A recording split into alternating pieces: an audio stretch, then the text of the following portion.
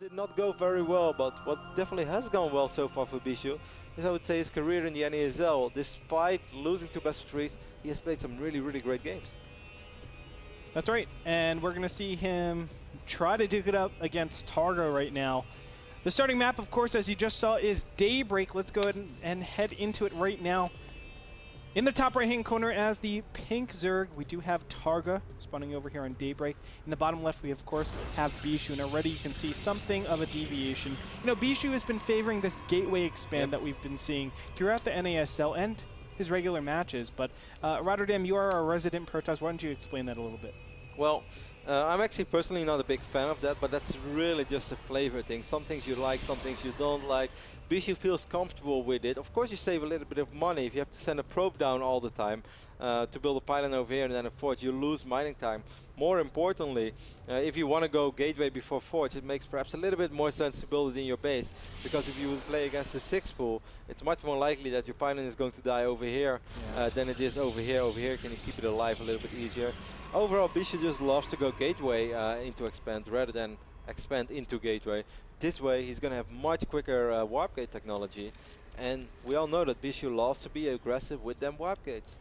That's right, and you know, I did say gateway expand. There is also the ability to go forge fast expansion with this style. I've seen variations of Grubby actually doing this, but I do feel like just because of how we've seen Bischu develop throughout the league, he is going gateway expand. So that being said, the very common probe scout is going to come a little bit later, and TargA's already put down his hatchery, which is also uncommon. Normally it's 14 pool, 15 pool, something around there, and then you put down your hatchery directly after that.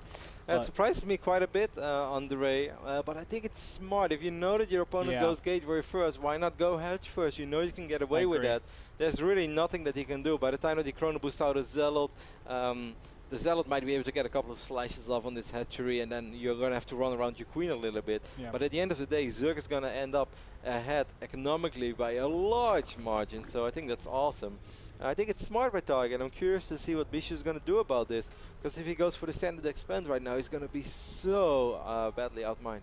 That's right. And normally in this stage, when Zerg actually sees that your expansion isn't up for this long, a gas is going to be thrown down. Now, you want to get that metabolic boost up as fast as possible, because there's one major thing you have to be careful of, which is some variation of gateway pressure, whether it's 3 gate, 4 gate, 5 gate, etc. We've seen Bischu go up to 6 gateways. 6 gateway, no gas at last week. Yeah, at like 6-7 minutes into the game, which is absolutely insane.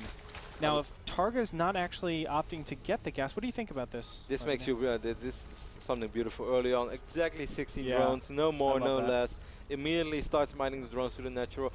Yeah, I'm a little bit surprised, Andre. I think opening up gas is completely safe. You're really not going to fall behind economically because you're so far ahead already. That's so right. I think he could have definitely opened up with speed links. Now he takes double extractor. Interesting. So he's still going to get really quick speed. Yeah, making up for it. He could have started that, I think, 25 seconds faster, and it's the equivalent of getting the metabolic boost. Bischu's going to switch it up though, Andre, as he's perhaps aware of the fact that it's unlikely he's going to be able to do anything with early gateway aggression. Well, I just got the hiccups. Now that's kind of unfortunate when you're a caster. Yeah. Carry the show, Andre, I'm dying. You know, I was actually going over TargA's build with Huangson when we were studying his PVZ, and TargA has this tendency to always rely on roaches for early game aggression. He doesn't like to really rely on Zerglings. And when we were looking at that, we were saying, well, you know, he's not really going to do early game aggression. You could be really greedy with your tech. And we can see that already. Dark Shrine is coming out here, but TargA's switching up completely. You can see Metabolic Boost has been thrown down. Zerglings are coming out, but we'll see if he actually makes any more Zerglings. Normally, in our games, we probably looked at 10 to 15 games. He makes like no more than 2 Zerglings for the beginning stage. And look how close that Overlord was. That's so sick. I didn't actually see it, but he sort of committed with that Overlord, then tried to keep it alive. In the end, did not keep it alive. Oh, this Zergling could be a superhero, but it's not going to be. Or, nope. Nope. Oh, and I think that... Did he see Warp Gate was coming up? I don't know. There might have been a small indicator to actually show him that the gate was this gate opened. Yeah. If he was like super sharp. That's right. But we're going to see Dark Templars popping out any time now. Does TargA have any indicator that this is coming? No evolution chamber. No layer attack on the way. Well, there we go, layer attack, but that's of course a little bit too late. Yeah. And pylons going up all around the map. I find it super sloppy. TargA, why is there no Overlord over here? Why is there no Overlord? At least in the natural. Yeah, it's almost like the creators of Daybreak said, please place your Overlords right over here so you can see everything. Yeah. And well, that's actually what they said, I think. I think they got drunk and said, hey guys, I got a great idea. I play Zerg and my scouting is not very good. So why don't we make this map? Invisible places for Overlords to sit on top and the other see guy, everything. And the other Protoss guy, he's even more drunk. He's like, I love you, man. Let's do this. Only because I love you. Yeah, and that's how Daybreak got created. As we see, roaches are on the way. I think TargA feels like this is going to be some sort of 4, 5, 6 git aggression, but that's not going to happen. Zergling is going to counterattack, which could be a little good, but Dark Templars are already going to wreak havoc in the main base, and here we have it. Dark Templars can, of course, be warped in defensively as well. I'm not really sure why Bischu's not doing that. There we go. First Dark Templar do get warped in. This cannon will fall, but I don't think the Lynx can really stream in yet. So TargA right now realizing what's going on. He can morph overseers. He's actually doing it already. And so far did not really lose a lot of drones. Wow, this is kind of insane. But look at the lair at this point. I think the lair is going to go down. There's no way that he can actually... Oh, wait, he's not targeting that. Excuse me. I'm just watching your camera. That's why. I thought he had 2 Dark Templars on there. No, he sent one to the natural. I was following that one. So this Dark Templar will fall as well. Wow. So worker-wise, TarGA's... worker-wise, Bischu's doing very fine. Tech-wise, obviously with Dark Templars, you don't have fantastic tech. He lost his Forge as well. I don't even think +1 finished up. No, he didn't. I kind of like TarGA's position, as silly as it sounds. Yes, he's still down 11 workers, but we know how quick Zerg can turn that around. He still has some larva. That's right, yeah. He has queens. He has speedlings. He has a lot of roaches. Army supply is a world of difference. 46 against 10. I really like TarGA's position. Yeah, and when you see that many roaches as Protoss, you're basically thinking, I need to hard defend against this. That's why you see 2 cannons coming out, Immortals, and probably Bischu has one move from here. It's going to be like Immortal, Sentry, plus Expansion. I don't really think he has any capabilities to tell himself, yeah, I can go attack. But Bischu, you know, that's within his range. Don't get me wrong. He loves his two-base aggression. But I really feel like he's just going to prepare an expansion, or at least try to take an expansion, because I think any attacks from here on out, you know your opponent's ahead in tech, you know your opponent's ahead in units. I mean, really, their range of all-ins are even possible, so you have to be really careful. I really like what TargA is doing. He's already sending out that drone. He needs to expand once more. Bischu researching Blink kind of gives me the feeling that he perhaps still wants to hit a timing. Yeah. TargA has to be careful with these roaches. TargA, you really don't have to make anything happen right now. Yes, you're behind in workers, but by the time that he could potentially attack, everything should be fine for you. Yeah, I don't mind taking out that one Forge just to limit +1 or anything like that, but I agree with you completely. I feel like TargA should just back up from here, get 60 drones, and then he's fine. This is, of course, so important as well, yes. Andre. You know it. Since you played so much Zerg, you really limit Protoss options even more. Because as silly as it sounds, guys, yes, as pro gamers, you try to count out everything and you try to make a plan for the game. But every now and then, there's going to be these split-second decisions. Do I go 3 base or do I go 2 base all in? And basically, Zerg dropping creep in the turret of Protoss, you eliminate that option. And that's right.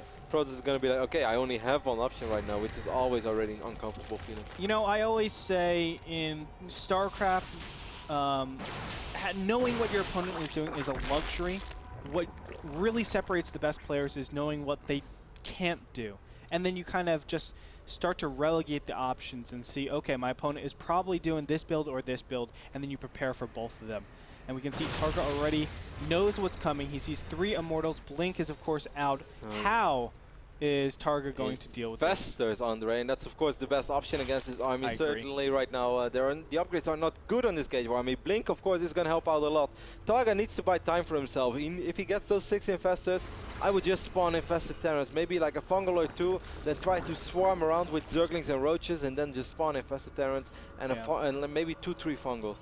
I do think that this base is going to die. If I were him, I would never... Oh my god, are these Infestors? Yes. Oh no, that's such a shame. Because one single Infestor is actually so important. 3 Infested Terrans, but more importantly... Oh, Bischu's actually going to back up from here. And thankfully for that one single Infestor, there's a warp in, it looks like, into the main base with this warp. Triple Dark Templar warp in, and there's not a single Spore Crawler over there, so that's going to deal really a lot of damage. Fungal, of course, should help out a little bit. Dark Templars are taking in position to take out the layer, I guess. And where's the Overseer? He really needs to get over there ASAP. In the meantime, look at that, just surging forward past the Spine Crawlers. Oh, he's got a force field. Oh, wow. And Infested Terrans need to drop immediately. Rotterdam. I don't know if it's going to be enough. How many sentries do we have remaining? Quite a few. One more force field goes down. Spinecrawler tries to focus down the sentries. Very smart play. One more sentry. Remaining sentry will fall. That's the last force field. Yeah, and then a stream of units are going to pop out here immediately. Is it going to be enough, though, Rotterdam? He doesn't have any energy anymore. Oh, beautiful gosh. positioning there. A lot of links do stream through. This is the last remaining Immortal. This is so close. But I think TargA has enough. Yeah. The point is, I mean, TargA could just back up from here. He doesn't need to constantly engage against this, and he has a lot of infestors. But oh, that one single Dark Templar is still going away on that lair. If he loses that lair, that's actually pretty crippling. Yeah, not just that. That one Dark Templar apparently killed 21 drones on God. That's insane. The lair does go down. TargA now limited to only one single mining base. For a second, I thought everything was fine for TargA, but that one Dark Templar. You know, because I played a lot of ZVP, and even if your opponent takes 3 bases, the fact that you actually keep your infestors alive, you're actually able to build on that substantially, and then infested Terrans feel like they're invincible, honestly. Like, if you're only on gateway units plus immortals and you're attacking, then you're in a really good position. But TargA, he has taken his 3rd base yet again, but the Warp Prism harass and just the constant Warp Prism activity has been just so outstanding from Bischu. He's been able to clean up a lot of the, just the empty bases. This is just paradise right now for Bischu. He's so far ahead. He does end up losing that one Dark Templar. But with the economy that he has, he can trade a Dark Templar for an Infestor all day long, guys. Because right now, Bischu doesn't have to make super good trades. He's out mining TargA so badly, mining more minerals, way more gas. So he can just make those trades all day long. TargA is rebuilding, but basically he wasn't mining on one base. Right now he got quite a few drones again, and he's going up to 2. But Bischu, as we can see, is going double robo. He's going to add the robotics bay. The moment those Colossus enter the fray, I just don't see any way how TargA can deal with the army of precisely, because you need Spire Tech. You really don't have the ability to actually move that far around the tech tree. If you're Zerg in this position, you're trying to rebuild your drone army.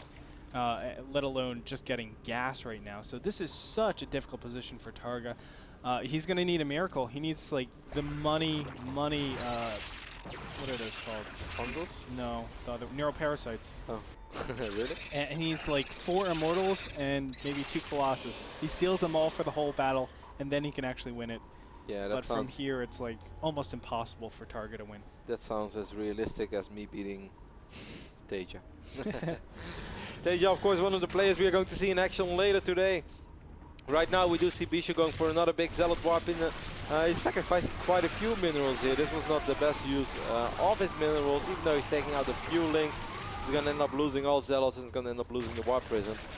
Yeah, such an unfortunate thing. But, I mean, let's be honest, Bischu is in a position where he can really do whatever he wants. Oh, apparently we had Dark Templar harass at the same time over here in the right bottom side of this map. This hatchery is running very low on HP. Yeah, of course, he had 2 Dark Templars. Sorry, guys. Kind of missed that one.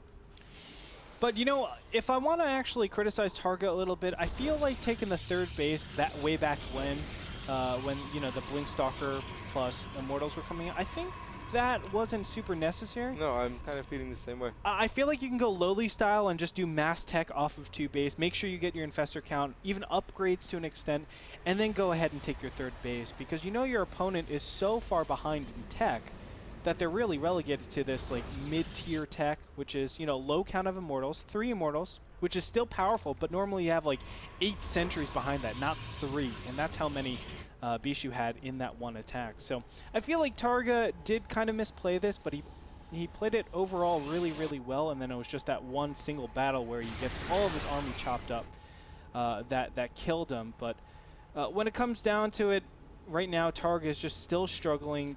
Colossus are already out if we look at all the bases. I mean, Bischu is really in an outstanding position, taking his 4th base faster than the Zerg, and when you're in that position, Hive Tech is nowhere near. Spire Tech is just starting now.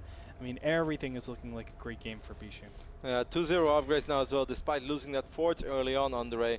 TargA did recover quite okay. Bischu's marking his target right now. I really hope that he's not going to wait for a mothership. That would be so unnecessary, as Yes, we have a lot of infestors here, Andre, but with 4 Colossus and all these Blink Stalkers, he should be more than fine. Yeah, you normally need some sort of AoE to deal with those Infested Terrans. You know, when I was playing Zerg, I always said that Infested Terrans are actually the most imbalanced unit against anything if you don't have AoE.